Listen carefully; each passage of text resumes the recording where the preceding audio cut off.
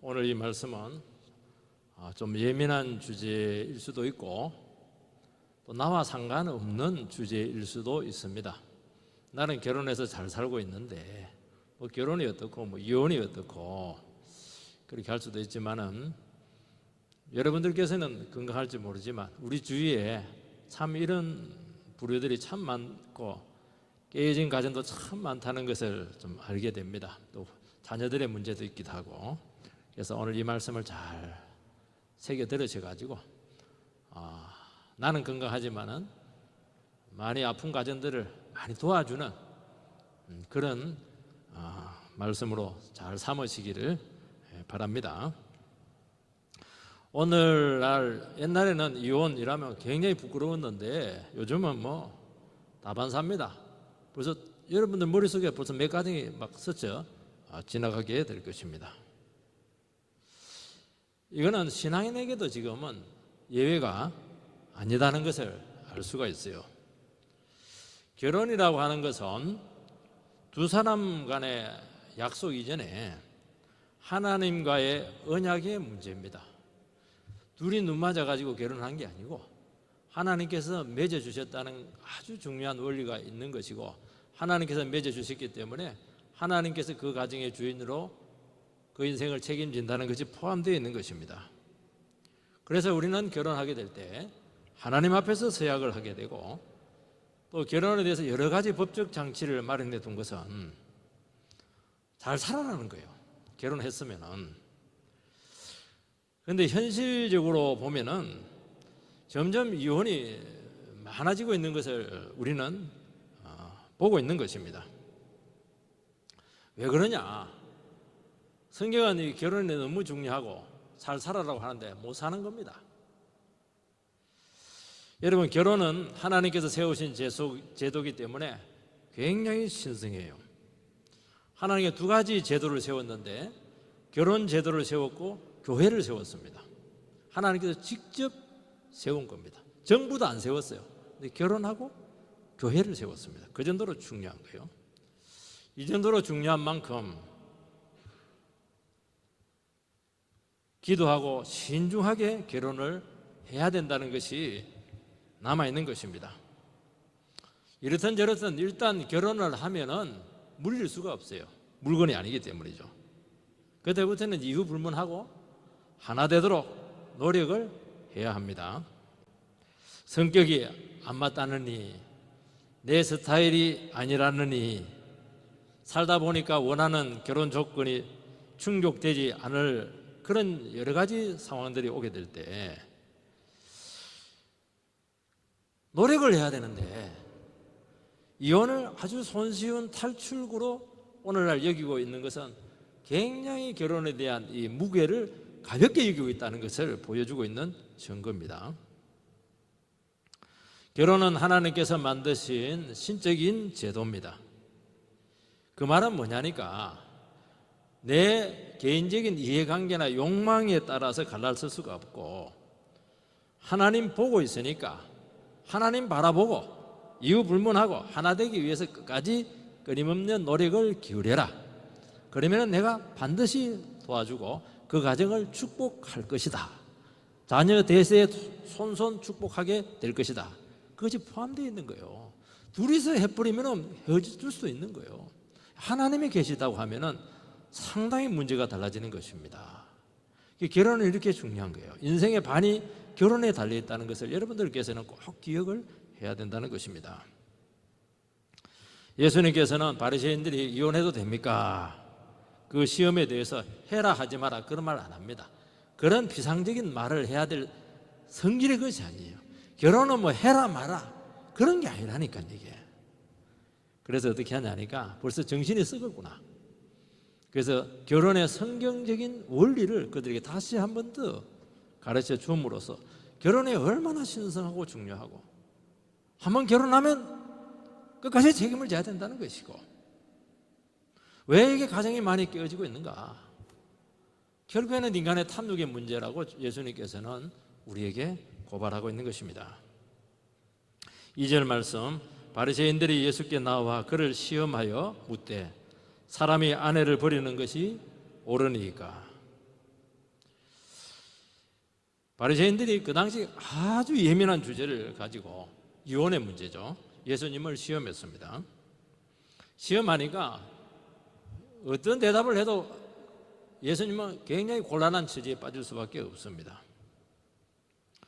오늘 이혼 문제를 가지고 찾아오시는 분들을 보면은 남성보다는 여성이 대부분이고 아직도 결혼에 있어서 여성들의 위치가 취약하다는 것을 알 수가 있습니다.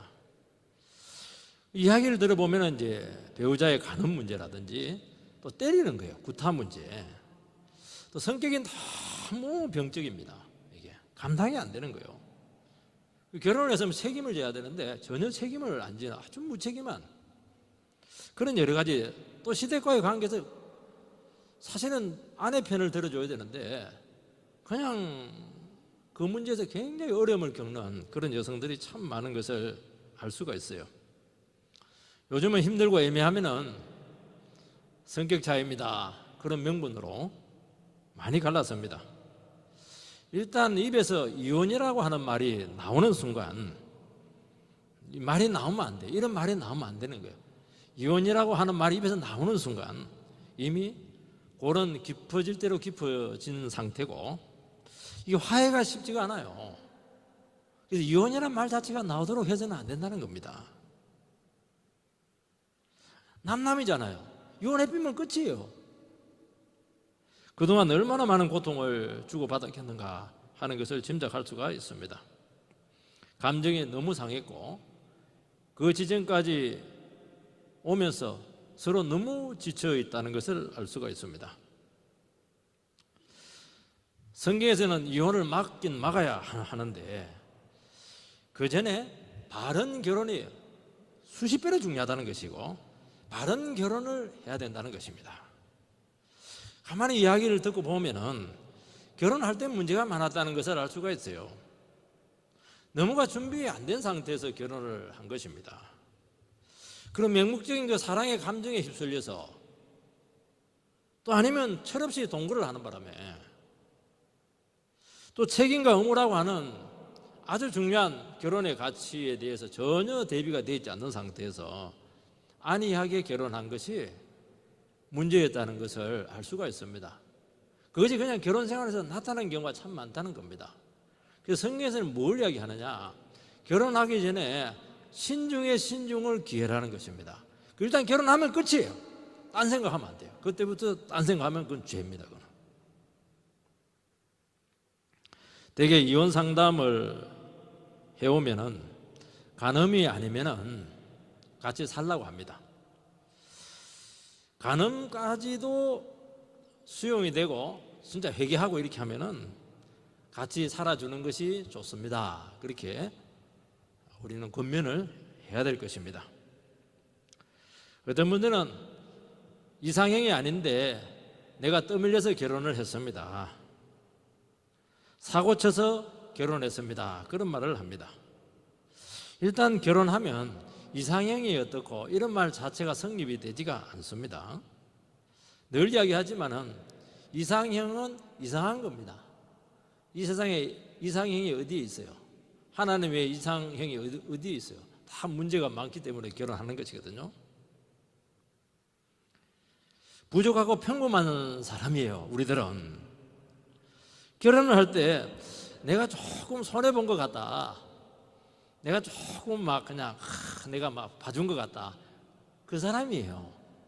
남 주기는 아깝고 내 기준에는 좀 못 미친 것 같은 그런 사람이 무난하는 경우가 굉장히 많은 거예요. 이유 불문하고 우리가 처음 결혼을 했을 때는 좋아서 했잖아요. 뭐 이상형이 아니든 어떻든지 간에 일단 그때는 사랑해서 한 것이거든요. 살다가 보니까 문제가 나타나는 것입니다. 그래도 끝까지 책임을 지라는 겁니다. 좋아서 했잖아. 좋아서 했습니까? 책임이라는 거예요. 그것은. 여러분, 만약에 이 사람이 아니고 다른 사람을 선택을 하면은 더 좋아지겠습니까?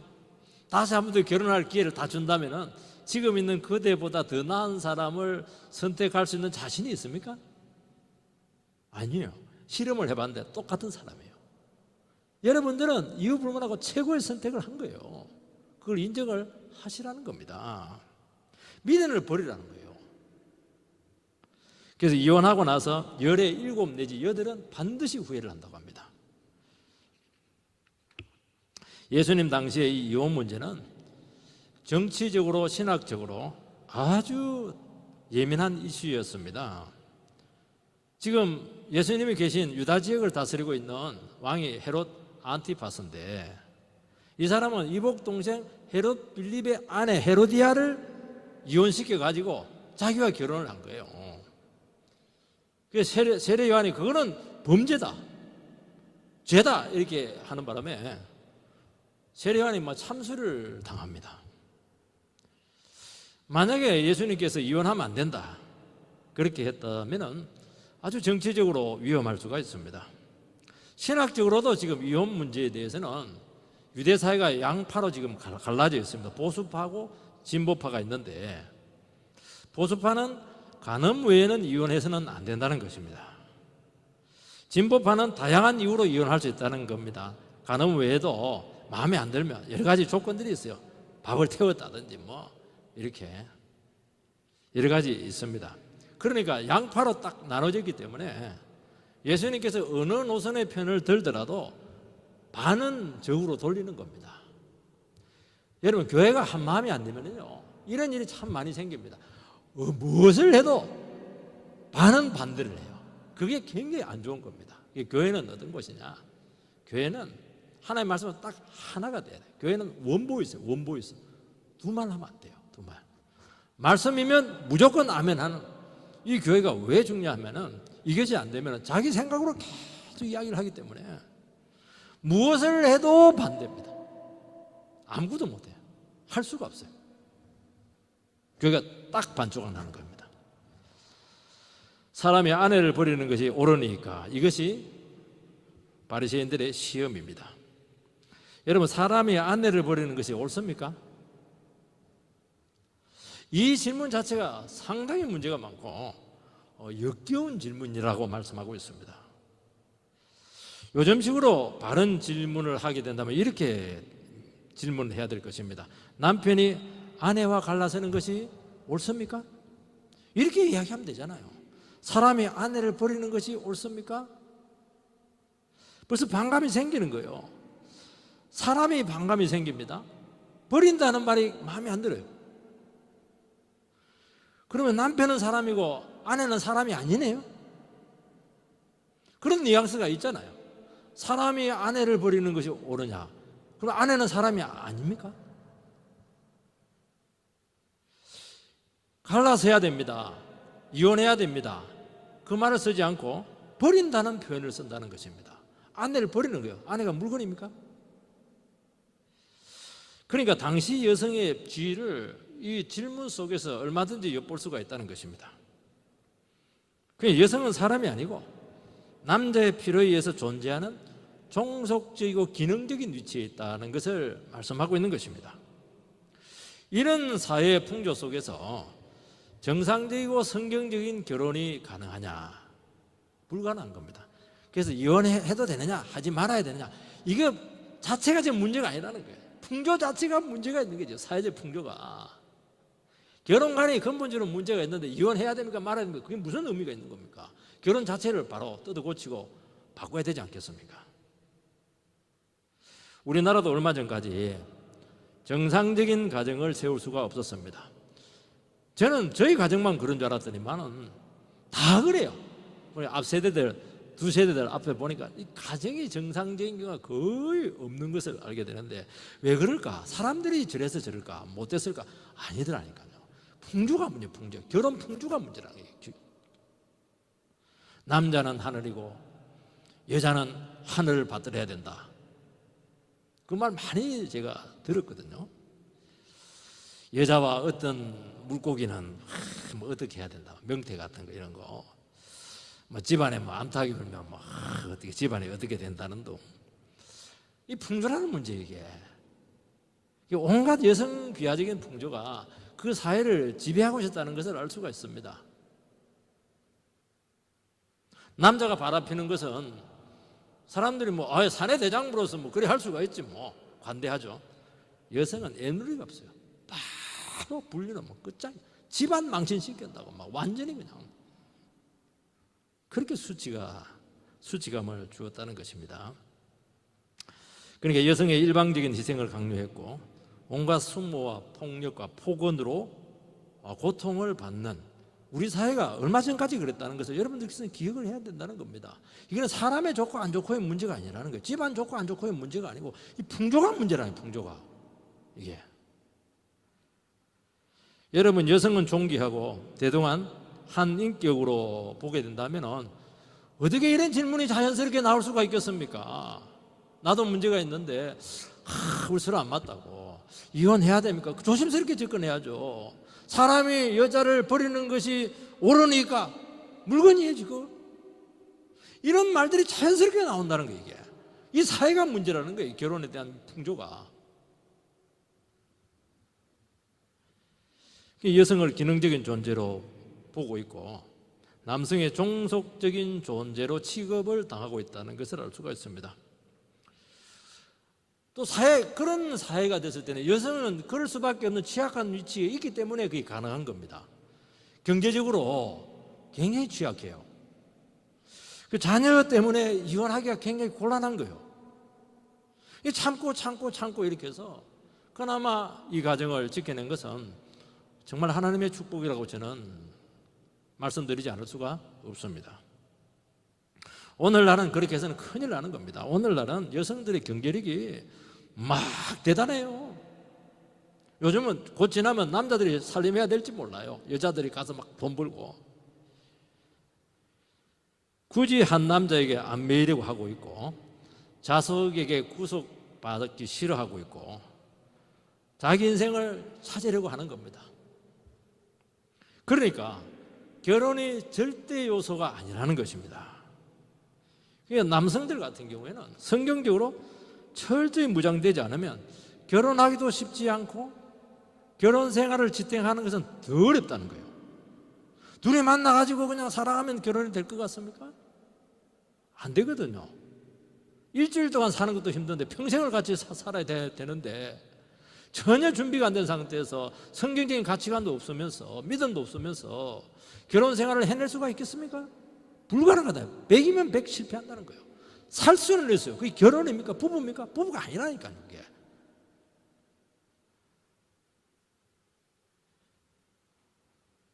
무책임하거나 성격적으로 뭐가 난다든지 그렇게 하면 바로 사람 취급을 못 받습니다. 왜냐하면 이제는 남녀가 동등하기 때문입니다. 남편이 경제적인 책임을 지지 못합니다. 남자가 남편으로서의 역할을 못한다. 그러면 굉장히 곤란해집니다. 여러분 여성들에게 있어서도 결혼이라고 하는 것은 하나님께서 세우신 제도이고 하나님께서 주신 최고의 축복입니다. 그 해는 하나님께서 주신 엄청난 축복의 공동체입니다. 가정과 그 해만 딱 붙잡고 있으면 여러분들은 축복의 한가운데 있다는 것을 아시기 바랍니다. 둘 중에 하나가 깨지면 큰일 나는 거예요. 이게. 그렇다면 우리 두 개 다 잡아야 돼요. 교회도 잡고 가정도 잡아야 되는 겁니다. 그래서 여성분들께서도 성경적인 바른 결혼관을 정립을 해서 결혼에 대한 사모함이 필요해요. 나는 지금까지 살았는데 살만큼 살았다 이러다가 그냥 막 끝내고 싶다 그렇게 하지 마시고 지금부터라도 성경적인 바른 결혼관을 정립을 해서 지금부터라도 이놈의 영감탱이하고 내가 같이 새롭게 손잡고 회복해야 되겠다 이런 마음을 이 자리에서 여러분들께서 꼭 가지셔야 됩니다. 나는 50년 60년 평생 그래 살았는데 그래 하지마 그렇게 할 것이 아니고 그 정도 애미가 있으면 됐으니까 지금부터라도 내가 깨져야 되겠구나 그렇게 해서 10년을 살지 얼마 살지는 모르겠지만 정말 회복을 해야 되겠다. 부부관계도 회복하고 가정도 회복해야 되겠다. 정말 그런 마음으로 돌아가게 되기를 축복합니다. 왜냐하면 가정이 주는 축복이라고 하는 것은 건너뛸 수가 없는 거예요. 이거는 어마어마한 축복이기 때문에 가정의 축복을 놓친다고 하는 것은 인생의 발을 날리는 거예요. 그래서 절대로 여러분들께서는 여기에 대해서 포기하지 마시기 바랍니다. 3절 4절 말씀을 읽어보면은 대답하여 이르시되 모세가 어떻게 너희에게 명하였느냐 이르되 모세는 이혼 정서를 써주어 버리기를 허락하였나이다. 그들의 질문에 대해서 예수님께서는 모세를 끌어들이고 있습니다. 모세는 너희들에게 이혼에 대해서 뭐라고 이야기했냐 하니까 이혼 정서를 써주면 이혼할 수가 있습니다. 그랬다는 것입니다. 신명기 24장 1절 말씀을 띄워주시기 바랍니다. 신명기 24장 1절 말씀을 띄워주시기 바랍니다. 없으면 제가 읽겠습니다. 사람이 아내를 맞이하고 데려온 후에 그에게 수치되는 일이 있음을 발견하고 그를 기뻐하지 아니하면 이혼 정서를 써서 그의 손에 주고 그를 자기 집에서 보낼 것이요. 사람이 아내를 맞이하고 데려왔어요. 근데 그 여성에게 수치되는 일이 있음을 발견하고 마음에 안 들어. 그러면 이혼 정서를 써서 그 여성에게 주고 내보내라는 겁니다. 이것을 보면은 모세가 그러면 이혼을 조장하고 있습니까? 여자가 마음에 안 들어요. 기쁘지가 않아. 수치되는 일이 생겼어요. 수치되는 일은 뭐 지 마음대로지 뭐. 모든 게 수치될 수 있잖아요. 욕해버리면 수치될 수가 있는 것이거든요. 간음만 있는 게 아니라는 겁니다. 모세가 이런 단서를 단 것은 여성들을 보호하기 위해서지 남자의 탐욕과 갑질과 이런 것들을 용납하기 위한 구절이 아니라는 겁니다. 그 당시 사회 풍조가 그렇다는 게 마음에 안 들어요. 구실을 달아야 돼요. 구실을 달아가지고 막 사람들이 소문내고 이래가지고 막 괴롭히는 거예요. 너무 괴롭힘을 당하니까 어차피 안 되잖아요. 결혼이 안 되니까 그럴 경우에는 이혼 정서를 써주라는 거예요. 써줘서 합법적으로 헤어지게 해서 합법적으로 헤어져야 다시 뭐 재혼을 하든지 그 남자가 다시 와가지고 너는 내 부인이니까 데려가지 못하도록 그렇게 법적인 조치를 취해달라는 것이지 절대로 이것은 이혼을 조장하는 구절이 아니라는 것입니다. 5절 말씀을 보면 예수께서 그들에게 이르시되 너희 마음이 완악함으로 말미암아 이 명령을 기록하였거니와 인간의 완악함이라는 것입니다. 완악하다고 하는 것은 하나님의 뜻을 분명히 알고 있는데도 불구하고 고의적으로 고집을 부리고 자기 탐욕을 채우는 것입니다. 뭘? 결혼까지 말입니다. 만약에 그 당시 풍조상 이혼은 절대로 불가능하다. 그렇게 되면 어떻게 되겠습니까? 안 기뻐요. 싫어요. 이혼은 또 안 돼요. 하나님 앞에서. 그러면 막 지속적인 폭력에 시달릴 수가 있습니다. 아니면 무책임하게 방치하는 거예요. 거지가 되든 말든 이혼은 못하니까. 그렇게 여성이 버려지게 되면 재혼도 못하고 생활 기반도 잃게 되고 결국에는 직업도 없고 창녀나 노예로 전락하는 것입니다. 그래서 이혼 정서를 통해서 합법화하면은 학대로부터 보호될 수도 있고 새 출발이 가능하다는 것입니다. 이것을 보면 하나님께서 아무리 제도를 잘 만들고 신성한 결혼을 세워놨을지라도 인간의 탐욕은 이 하나님의 말씀까지도 놀랍게 악용한다는 것입니다. 성경은 이혼 금지나 이혼 조건을 아주 까다롭게 하는 것이 목적입니다. 그런데 사람은 쉽게 이혼할 수 있는 근거로 악용을 해서 사람들을 더 고통을 주고 있다는 것입니다. 그러니까 사람이 바뀌지 않으면 제도를 아무리 만들어 놓고 이렇게 해도 결혼 생활 실패해요. 그래서 계속 사람이 바뀌어야 돼요. 사람이 괜찮아야 돼요. 사람이. 괴롭힐 수 있는 방법은 수천 수만 가지. 제가 목회할 때 담임 목사가 부교육자 괴롭히는 방법은 수천 가지 있다 이런 얘기할 때 뜨끈뜨끈 했거든요. 남편이 아내를 괴롭힐 수 있는 방법은 수천 수만 가지요. 반대도 성립이 될 수가 있겠죠.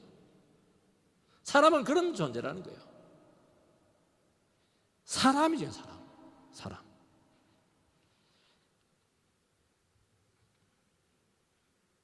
오늘 이혼은 마음대로 할 수가 없어요. 오늘날도 가정법원의 조정기간을 거치게 합니다. 그것은 어찌하든지 가정이 깨어지지 않도록 막으려는 목적입니다.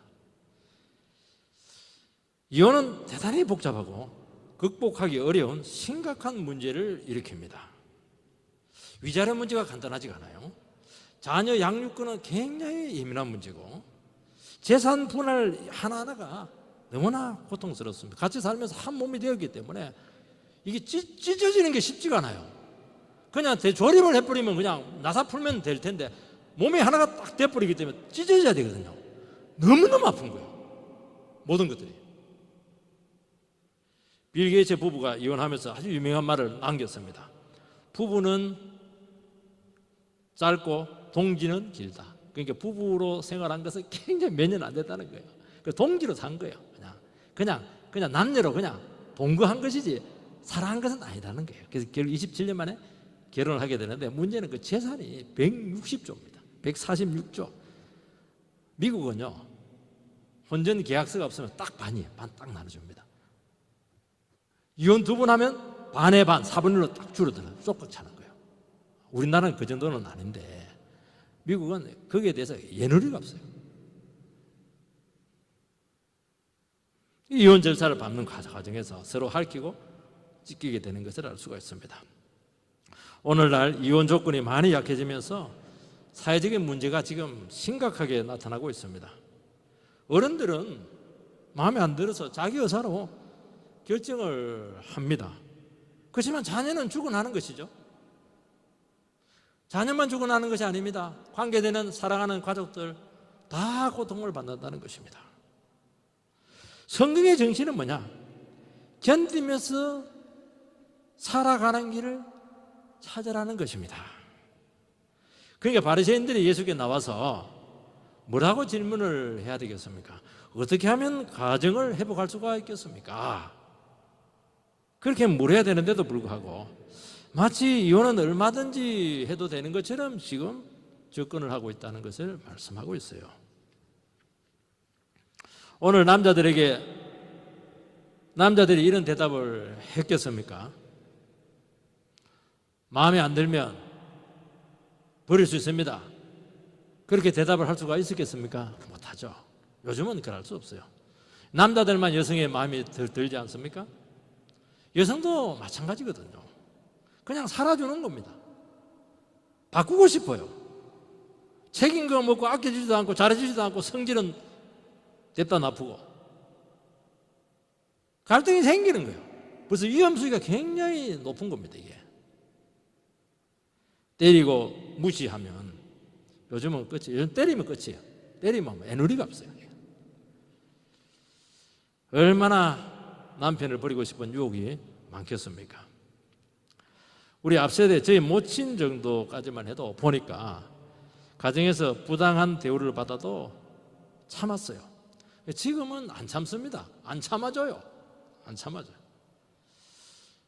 제 모친은 늘 하는 말이 뭐냐니까 내나 되니까 네 애비랑 같이 살아주지. 오늘날이면은 어린 반푼어치도 없다. 이번에 늘 텔레비전 보고 있으니까 남녀 관계를 많이 텔레비전 나오잖아요. 이게 요즘 젊은 것들은 남편을 남편으로 안 여겨 참지를 못해. 요즘은 전부 다 여사 세상판이야. 너 아들 3명 너희들 너 색시들에게 잘해. 그 얘기를 늘 저희들에게 귀가 따갑도록 말씀을 했는데 말은 굉장히 거칠었는데 상당히 그 의미가 있는 경고성 멘트였습니다. 결혼은 만들어가는 것입니다. 만들어가기 위해서는 궁극적인 책임자가 있어야 되는데 하나님 앞에 책임을 지는 관계에 있어야 된다는 거예요. 그걸 모르니까 자기 기분에 따라서 쉽게 헤어질 수가 있는 것입니다. 여러분 이혼하고 헤어질 때 보면은 다 이해가 돼요. 충분히 그럴 수가 있습니다. 주님께서 하시는 말씀은 뭐냐니까 다 이해해야 된다는 거예요. 할 수 있는 거예요. 한 번 더 하나님께 나가라. 그 어려운 처지를 뚫고 한 번 더 나가보라는 거예요. 너 정말 그 문제를 가지고 피 흘리기까지 싸웠느냐? 배우자에게서 병적인 부분에서 이 도저히 치료가 안 될 것 같아요. 참기 어려워요. 스트레스가 막 늘 그냥 피치를 올리고 있습니다. 해도 너무 지나쳐. 견딜 수가 없어요. 나는 더 이상 못 참아요. 끝이야. 그 순간에 온다는 것입니다. 그때 성경의 대답은 뭐냐? 너 예수처럼 십자가 지고 더 견딜 수 있느냐? 그 도전을 우리에게 하고 있다는 것입니다. 어떤 분에게는 이 말씀이 참 마음에 큰 짐으로, 지금까지 참았는데 또 예수 목사님 무슨 그런 생뚱맞은 부담스러운 말씀을 하십니까? 그렇게 참 받아들이신 분들께서는 정말 제가 다시 한번 기도하는 마음으로 조심스럽게 말씀을 합니다. 그러나 그때부터 하나님이 보이기 시작한다는 것입니다. 뭔가 돌파구가 보인다는 겁니다. 그 방법을 한번 써보라는 것이죠. 나는 여기까지야 이렇게 하는데 한번 뚫고 가보라는 거예요. 안 될 것 같아요. 나중에 지나고 보면 하나 마음을 살짝 바꾸면 되거든요. 근데 그러면 돌파구가 보이고 하나님께서 보이기 시작합니다. 일하시는 것이 보인다는 거예요. 우리나라 최장신 농구 선수는 2m 7cm죠. 성격 차이와 가치관 문제로 그 예쁜 아나운서와 이혼을 했습니다. 스스로도 나는 결백 정세가 있다고 합니다. 그리 큰 인간이 왜 이렇게 결백 정세가 있는지 몰라요. 이 사람이 이혼하고 나서 무슨 이야기를 하는가를 내가 한번 들어봤어요. 아니 그걸 좀 다 참고 인내하고 맞추어 가며 사는 게 부부 생활이라고 했는데 내가 그걸 못했다는 겁니다. 자기가 이혼 경험을 통해서 내가 참 모자란 인간이었다, 그런 후회를 한다는 것입니다. 이 고백을 제가 하는 것을 들었어요. 여러분, 결혼에 대한 하나님의 뜻은 결혼 목적과 아주 밀접합니다. 결혼은 헌신이에요. 결혼은 사랑입니다. 결혼은 행복이 아니에요. 편안함 이런 것들 추구하는 게 아니에요. 결혼은 헌신하는 거예요. 결혼이 행복을 가져온다고 여러분들을 생각을 하시지 마시기 바랍니다. 도리어 자칫하면 불행할 가능성이 더 많아요. 행복은 뭐냐? 하나님의 결혼 원리로 돌아오게 될 때 하나님께서 주시는 축복입니다. 왜 당신 나에게 행복하게 안 해줘? 그 말이 틀렸다는 거예요. 그러니까 너는 성경적인 원리로 배우자를 대했느냐는 거예요. 그렇다면 답이 나오죠. 각자 하나님께 은혜 받아서 서로에게 자꾸 은혜 받으려 하니까 안 되죠. 하나님께 은혜 받으라는 거예요. 교회에 나와서. 그래서 그 받은 은혜를 서로 섬기고 잘해주는 겁니다. 결혼은 잘해줘야 돼요, 여러분들. 그대에게는 인사를 한번 시키고 싶은데 이제부터 잘해줄게, 속으로 하든지 말로 하든지 한번 해보세요. 이제부터라도 잘해줄게. 반항하고 있고 안 할라 하는 사람이 있는데 그 크게 회개해야 됩니다. 그거 잘하는 게 아니에요. 그게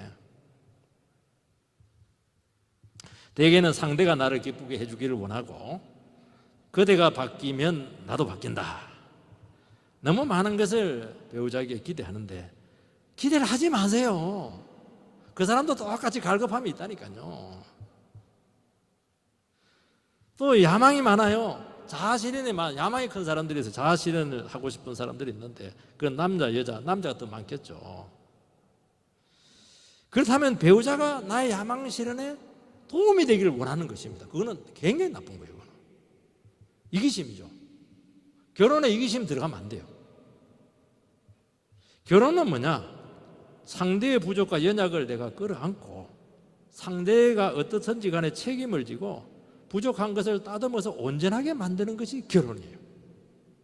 그것은 약속이 되고 주님께서 그렇게 하면 와주겠다는 겁니다. 교회도 마찬가지잖아. 교회가 온전한 사람 누가 들어와요? 다 문제 있는 사람이 들어와가지고 따듬어가지고 하나님의 모습으로 바꾸는 거잖아요. 예수님께서는 나는 교회를 위해서 십자가에 못 박혔다, 신부된 교회를 위해서 십자가에 못 박혔다. 그러면 남편 너희들도 아내를 위해서 날마다 십자가에 못 박으라는 거예요. 네가 펄펄 살아가지고 사랑한다, 그런 말이 성립이 되느냐는 거예요. 아내는 남편을 존중해야 됩니다. 남편은 결혼해보니까 뭐 존중할 만하지가 않아. 아우, 내보다 더 형편없네. 막 무시하고 깎아내리고 옆집 아저씨하고 비교하고. 남편 죽습니다. 그래서 세상에서 성공하겠어요? 못합니다, 여러분. 무조건 지지해 주세요. 당신 최고라고. 당신 정말 대단한 사람이라고. 그러면요, 평강공주가 그래가지고 바보온다를 장군 만들었잖아요. 장군 만들어 보세요. 여자 하기 나름이에요, 그것은.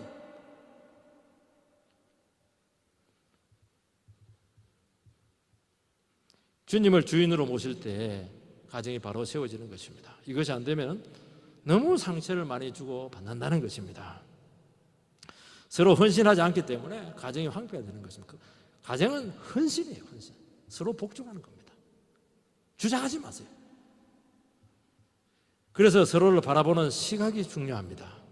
어떻게 바라봐야 됩니까? 그대를 바라볼 때 그 영혼 자체가 너무 소중하고 귀하고 예쁘고 너무 좋은 거예요, 이게. 우리는 사람들을 바라볼 때 저 사람이 나에게 필요한지, 필요성을 가지고 어떤 도움이 되느냐, 도움이 되지 않느냐, 이런 것을 가지고 자꾸 가치를 매기는데 그건 굉장히 악한 거예요. 손은 그렇게 하면 돼요. 손은 뭐 일을 잘하는지 안 하는지 그게 중요해요. 사람은 그렇게 해서는 안 돼요. 이것을 가지고 여러분들을 바라보기 시작하면은 바로 위기가 온다는 것을 기억해야 된다는 것입니다. 영혼 자체가 너무 좋고 기쁘고 놀랍잖아요.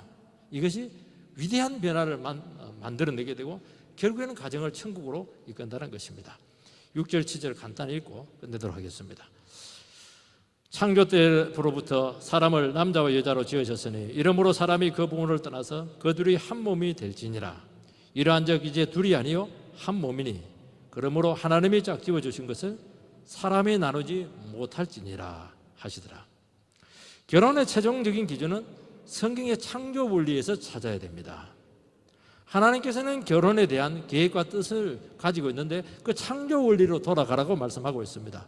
내 생각으로 결혼하면 안 되고요, 현실적인 필요 때문에 결혼 생활을 해서도 안 되고, 세상적인 결혼관, 시대 조류 따라가면 결혼은 반드시 망가지게 되어 있습니다.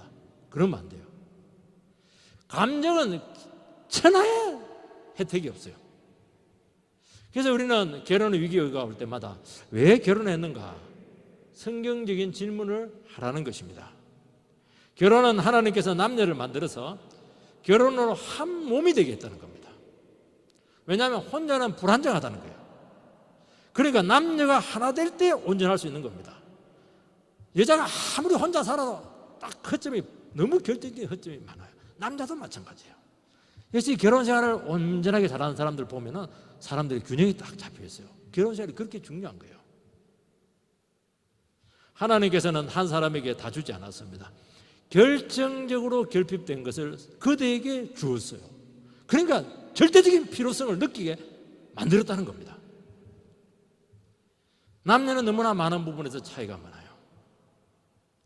그러면 답이 나오잖아요. 어떻게 하나 되게 해서 하나님이 원하시는 모습으로 우리가 나아갈 것인가? 그 질문을 던져야 된다는 것입니다. 여러분, 어떻게 하면 배우자를 온전하게 세울 수가 있습니까? 나의 것으로 상대방의 부족과 약점을 채우는 것입니다. 상대방의 약점과 허물이 드러나게 될 때 핀잔 줄 것이 아니고 실망할 것이 아니고, 이 사람이 이런 약한 부분이 있기 때문에 하나님께서 나를 붙여가지고 결혼시켰구나. 살맛이 난다. 이 사람을 위해서 내가 기도해야지. 그게 정답입니다. 여러분, 부모를 떠나서 한 몸이 되어야 됩니다. 결혼과 동시에 부모와의 관계를 재정립해야 돼요. 혼자 있을 때, 싱글로 있을 때 그 관계면 배우자를 책임을 질 수 없을 뿐만 아니라 계속 고통을 준다는 것입니다. 한 몸이 된다는 것은 똑같이 되는 게 아니에요. 서로 차이를 인정하고 부족을 채워지는 관계로 나가는 것입니다. 일방적인 희생을 강요한다든지 미혼 때처럼 막 그냥 허락도 없이 그냥 막 놀러다니고 그러면 안 돼요. 서로에 대해서 구속과 제한을 받는 것이죠. 여러분, 한 몸이 되라고 했지 한 영이 되라, 한 마음이 되라, 그렇게 그게 아니에요. 마음과 영은 당연히 하나가 돼야 되죠. 몸으로까지 나타나야 된다는 거예요. 몸으로. 육체적인 연합입니다. 육체적인. 몸으로 사랑하고 몸으로 움직이고 자기 몸을 상대방이 주장하게 하는 것이에요. 그대를 위해서 내 건강관리를 해주는 거예요. 내가 아프면 그대가 고통을 당하거든요. 마음으로 사랑한다는 그런 말 하지 마세요. 경산 남자들, 내가 마음으로 네 사랑하는지 모르나, 그런 말 하지 마. 그건 사랑 안 하는 거예요. 말로 하는 건 사랑이 아니에요. 몸으로 하세요. 몸으로. 그런 사람들은 자기 몸을 얼마나 아끼는지 몰라요. 네 몸을 아끼듯이 아내를 그렇게 필요를 채워주라는 것입니다. 여러분, 이혼했더라도 용서받지 못하는 거 아니에요. 얼마나 아픔이 커요. 상처가 깊어요. 교회는 그들을 받아주고 새롭게 시작하도록 기도해주고, 이혼할 수밖에 없는 정당한 이유들이 있거든요. 그건 들어줘야 돼요. 왜냐하면 그게 극복이 안 되는 문제거든요. 품어줘야 돼요. 그 편을 들어줘야 돼요. 왜냐하면 다시 실패할 가능성이 많기 때문이거든요. 그래서 회복해서 치료해서 재출발할 수 있도록 도우는 교회가 되기를 주의 이름으로 축원드립니다.